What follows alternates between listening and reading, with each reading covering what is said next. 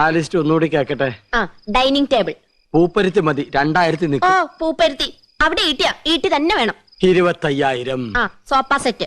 ചൂരല് മതി. റെപ്രസെന്റേറ്റീവിന് ഇരിക്കാനില്ല, യമുനയ്ക്കാ. കുഷൻ തന്നെ വേണം, കുതിച്ചു പോകണം. അതിന് കുതിരപ്പുറത്ത് കയറിയാ പോലെ. തമാശകള കൂട്ട്. 25,000. ബ്രിഡ്ജ്. പാലോ അതും വേണോ? അവർക്ക് നടന്നു വന്നാ പോരെ? അതല്ലെന്ന്, തണുപ്പിക്കുന്ന ഒരു സാധനം ഇല്ലേ? ഫ്രിഡ്ജ് 9,000. TV.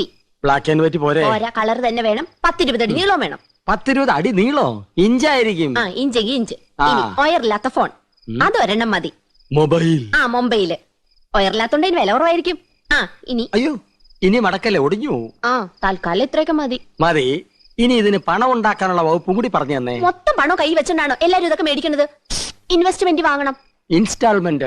അതെങ്കിൽ അത് അങ്ങനെ ആവുമ്പോ മാസം തോറും ഈസി ആയിട്ട് അടയ്ക്കാം. അല്ലെങ്കിൽ കടം വാങ്ങണം, പലിശ കൊടുക്കണമെന്നല്ലേ ഉള്ളൂ. എന്താ മുൻഷി പരമേശ്വരൻ പിള്ളയുടെ മകനെ കടം കിട്ടില്ലെന്നുണ്ടോ?